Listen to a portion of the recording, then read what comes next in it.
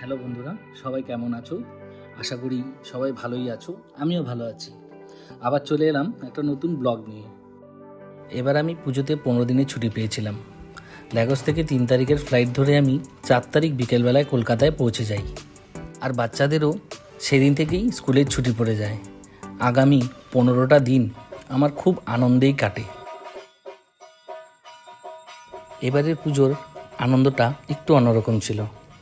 সে মনকে নিয়ে সারা রাত প্যান্ডেল হপিং থেকে শুরু করে বাচ্চাদেরকে সাথে নিয়ে ঘুরতে বেরোনো, খাওয়া দাওয়া, বন্ধুদের সাথে সময় কাটানো, ফ্যামিলি, বন্ধুবান্ধব সবাই মিলে একসাথে প্যান্ডেল হপিং করা, ঘুরতে যাওয়া, খাওয়া দাওয়া সব কিছু মিলে আমাদের পুজোটা খুব ভালো কেটেছে।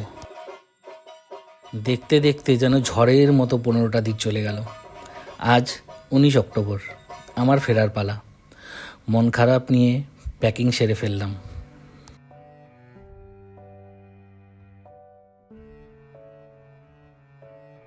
ঘড়িতে বাজে দুপুর 1:30। এবার লাঞ্চটা সেরে নিতে হবে, কারণ গাড়ি বলা আছে ড্রাইভার দা 3টের সময় চলে আসবে আমাকে নিতে। ঠাকুর প্রণাম করে ঘরের সবাইকে বিদায় জানিয়ে আমি বেরিয়ে পড়েছি এয়ারপোর্টের উদ্দেশ্যে। মনটা মোটেও ভালো নেই বন্ধুরা, সত্যি বলতে আমি আপনাদেরকে বলে বোঝাতে পারবো না। এই যে সময়টা, যারা প্রবাসে থাকে একমাত্র তারাই জানে এটা কতটা কষ্টকর। বন্ধুরা, সত্যি বলতে এটা ভাষায় প্রকাশ করা অসম্ভব।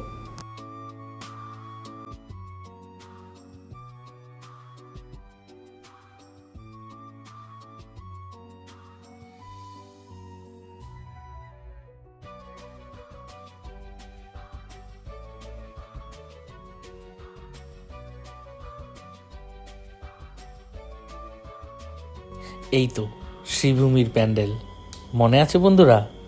এই কটা দিন আগেই এই রাস্তাতেই লোকের বন্যা বয়েছিল, আমরাও এসেছিলাম দেখতে।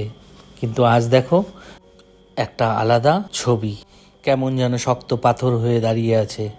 এই লেক টাউনের ঘড়িটাও দেখো কেমন যেন নিরস নিরস মনে হচ্ছে।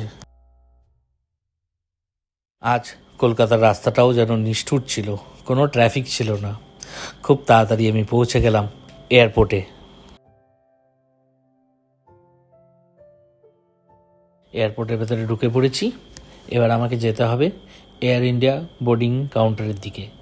আমাকে ওখানে গিয়ে আমার লাগেজগুলো ড্রপ করে দিতে হবে আর আমাকে বোর্ডিং পাস নিতে হবে। বন্ধুরা, আমার ল্যাগোস টু কলকাতার ভিডিওতে আপনারা দেখেছেন আমি ওই সময় বলেছিলাম যে কলকাতার থেকে যখন আমি ল্যাগোস যাব তখন কিন্তু আমি কলকাতাতে আমার লাগেজ ড্রপ করে দেবো। আমাকে কিন্তু আর অন্য কোথাও আমাকে লাগেজ কালেক্ট করে আবার ইন্টারন্যাশনাল ফ্লাইটে আমাকে দিতে হবে না। কারণ কি, আমি চেক ইন করছি কলকাতা থেকে আর আমি কিন্তু আমার লাগেজ সেই ল্যাগোসেই পাবো। কিন্তু ইমিগ্রেশন আর আমার পাসপোর্টে ইন্ডিয়া ছাড়ার যে স্ট্যাম্পটা আছে ওটা কিন্তু আমাকে মুম্বাইতেই কমপ্লিট করতে হবে। সিকিউরিটি চেক ইন কমপ্লিট করে আমি একটা কফি আর বার্গার নিয়ে আমি চলে গেছিলাম গেটের দিকে। আর ওখানে গিয়ে আমি খেলনা দাদানকে একবার ফোন করলাম। দাদানের মনটা খারাপ ছিল, ছবিতেই দেখতে পাচ্ছেন আপনারা। বোর্ডিং অ্যানাউন্সমেন্ট হয়ে গেল, এবার আমাকে যেতে হবে এয়ারক্রাফটের দিকে। আমার আজকের flight Kolkata to Mumbai air ইন্ডিয়ার এয়ারবাস A320 নিও। এটা সময় নেবে কলকাতা থেকে মুম্বাই পর্যন্ত 2 ঘন্টা 55 মিনিট।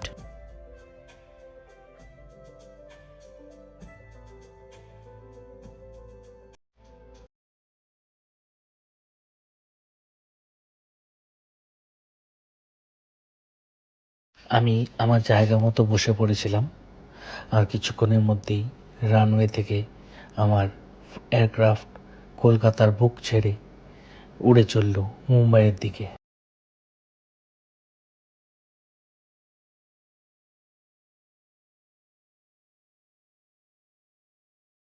বিদায় তিলোত্তমা, ভালো থেকো আর ভালো রেখো আমার সমস্ত বন্ধুবান্ধব, আমার ভালোবাসার লোকদেরকে।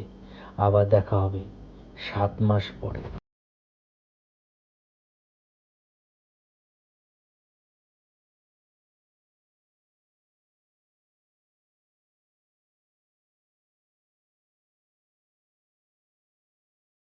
ফ্লাইট টেক অফ করার কিছুক্ষণ পরেই চলে এলো স্ন্যাক্স, যেখানে একটা ছিল চিকেন প্যাটিস আর কিছু স্যান্ডউইচ আর একটা চকোলাভা কেক। আমি ভেতরে খাওয়া এনজয় করছিলাম আর বাইরে চলছিল তখন তুমুল বৃষ্টি।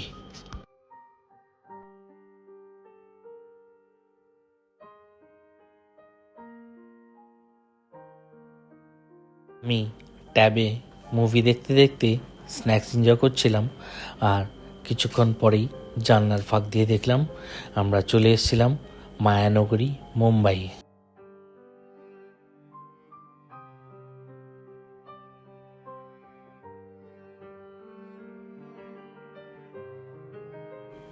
ক্ষমা চেয়ে নিচ্ছি, মুম্বাইয়ের ল্যান্ডিংটা আমি ভিডিও করতে পারিনি, কারণ কি ল্যান্ডিংটা একটু অস্বাভাবিক ছিল বিকজ অফ ওয়েদার। খুব টার্বুলেন্স হচ্ছিল, কিন্তু শেষ পর্যন্ত আমরা মুম্বাইয়ে খুব সেফলি ল্যান্ড করে যাই।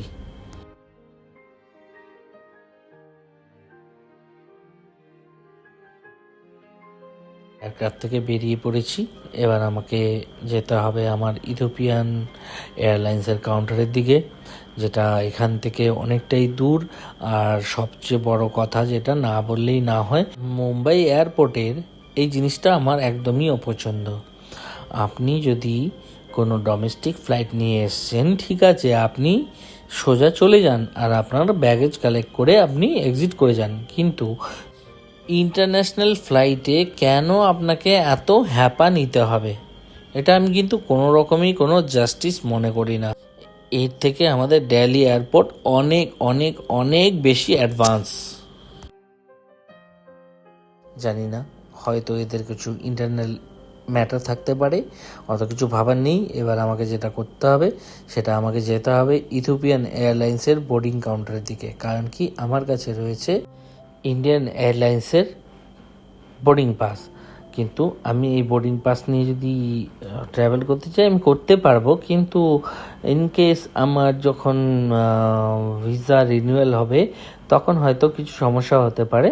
এর থেকে বেটার আমি এই দুটো বোর্ডিং পাস এক্সচেঞ্জ করে নিই, আর ইন্ডিয়ান এয়ারলাইন্স থেকে আমি এই দুটোকে কনভার্ট করে নেব ইথিওপিয়ান এয়ারলাইন্সে। বোর্ডিং পাস দুটো চেঞ্জ করা হয়ে গেছে, সিকিউরিটি চেকিং কমপ্লিট। আর এবার আমার ইমিগ্রেশনও খুব একটা বেশি দেরি লাগেনি, 10 মিনিটের মধ্যে ইমিগ্রেশন কমপ্লিট করে আমি চলে এসেছি ডিউটি ফ্রি এরিয়াতে। ডিউটি ফ্রির বিষয়ে আর কিছু নতুন করে কিছু বলার নেই। যারা ইন্টারন্যাশনাল ট্রাভেল করেন তারা নিশ্চয়ই জানেন, এটা দেখতে খুবই ভালো লাগে, শুনতে খুবই ভালো লাগে, কিন্তু কেনার জন্য কিন্তু একদমই উপযোগী নয়। লিকার আর কিছু পারফিউম আর ওয়াচেস ছাড়া বাকি সবই ভীষণ বেশি এক্সপেন্সিভ আমাদের মিডিল ক্লাস লোকদের জন্য। কলকাতা থেকে মুম্বাই ফ্লাইটটা একটু লেট ছিল, 9:45 নাগাদ আমি ল্যান্ড করেছিলাম। এবার সিকিউরিটি চেকিং, তারপর ইমিগ্রেশন, এ সমস্ত কমপ্লিট করে বেরোতে বেরোতে আমার মোটামুটি 1:45 বেজে গেছে। একটু খিদে পাচ্ছিল, তাই এবার দেরি না করে চলে যাব লাউঞ্জের দিকে। আমার কাছে রয়েছে SBI-এর প্রাইম কার্ড। এই কার্ড সুবিধে দেয় আমাকে বিজনেস ক্লাসের লাউঞ্জ অ্যাক্সেসের।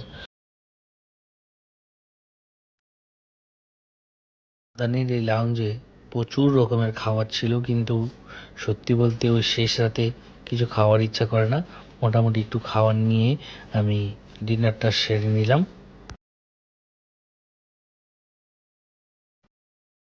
যার জন্য আমার কার্ডে চার্জ হয়েছিল শুধুমাত্র 2 টাকা।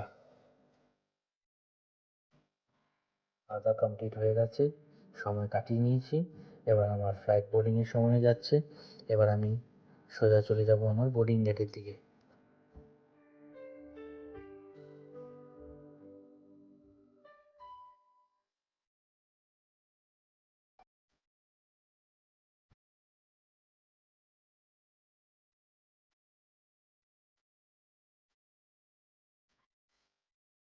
চলে এসেছি আমি আমার বোর্ডিং গেটের সামনে। কিছুক্ষণের মধ্যেই বোর্ডিং অ্যানাউন্স হয়ে গেল আর আমিও ফ্লাইটের দিকে এগোনো শুরু করলাম।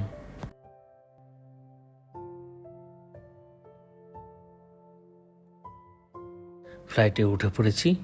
এটা বোয়িং 7879। আর এই ফ্লাইটটা মুম্বাই থেকে আডিস আবাবা মানে ইথিওপিয়া ট্রাভেলের সময় নেবে 5 ঘন্টা 15 মিনিট। জায়গা মতো বসে পড়েছি, কিন্তু দুঃখের বিষয় বন্ধুরা, জানলাটা দেখতে পাচ্ছেন খুবই হেজি, কোনো রকমের ভিডিও নেওয়ার মতো উপযোগী নয়। ক্ষমা করবেন, আমি এখানে কোনো ভিডিও নিতে পারিনি। ভোরবেলা 6:50 ইথিওপিয়াতে ল্যান্ডিং ছিল। 1.5 ঘন্টা পরেই আমাদের আবার নেক্সট ফ্লাইট ছিল বন্ধুরা। ওখানে ট্রানজিট সময়টা খুবই কম থাকে, যার জন্য ট্রানজিটে কোনো ভিডিও বানানোর সময় থাকে না। আবার মাঝখানে সিকিউরিটি চেকিংও থাকে। তো সোজা আমি চলে গেছিলাম সিকিউরিটি চেকিংয়ের পর গেটের সামনে। গেটে গিয়ে বসেছিলাম, তার কিছুক্ষণ পরেই আমাদের ফ্লাইটটা চলে এলো, বোয়িং 777-300 একটা জিনিস লক্ষ্য করলাম, জিনিসটা আমি কোনোদিনও দেখিনি। যদি আপনারা কোনোদিনও দেখে থাকেন প্লিজ কমেন্টে আমাকে জানাবেন। হঠাৎ করে দেখলাম ব্যাক উইংসে আমাদের ফ্লাইটের কেউ একজন উঠে জল দিয়ে কি যেন একটা ধুচ্ছিল বা পরিষ্কার করছিল, I don't know what.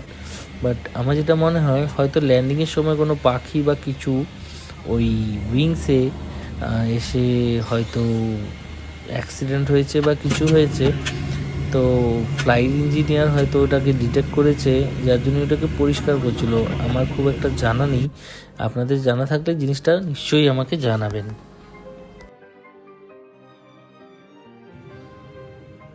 Flight board করে বসে পড়েছিলাম। কিছুক্ষণ পরেই আমাদের ফ্লাইট রানওয়েতে গিয়ে তার দুটো ইঞ্জিন গর্জে উঠল, আর রানওয়ের মাঝখানে ছুটতে ছুটতে গিয়ে ইথিওপিয়ার মাটি ছেড়ে আকাশের দিকে উঠে পড়ল।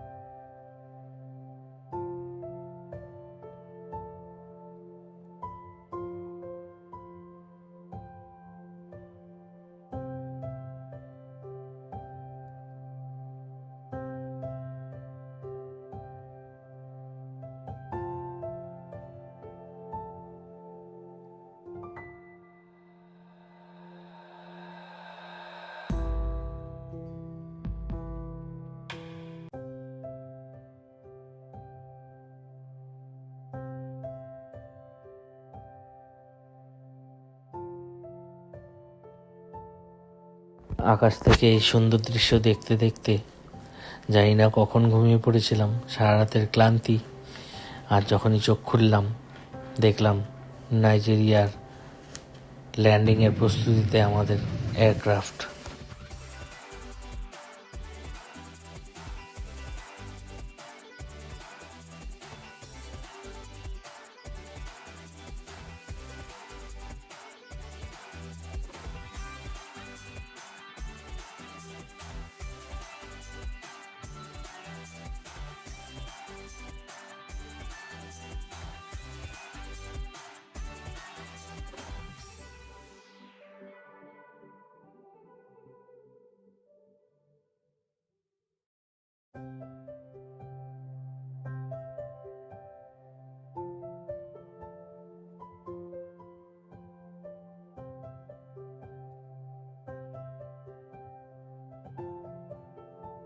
একটা খুব স্মুথ ল্যান্ডিং হলো।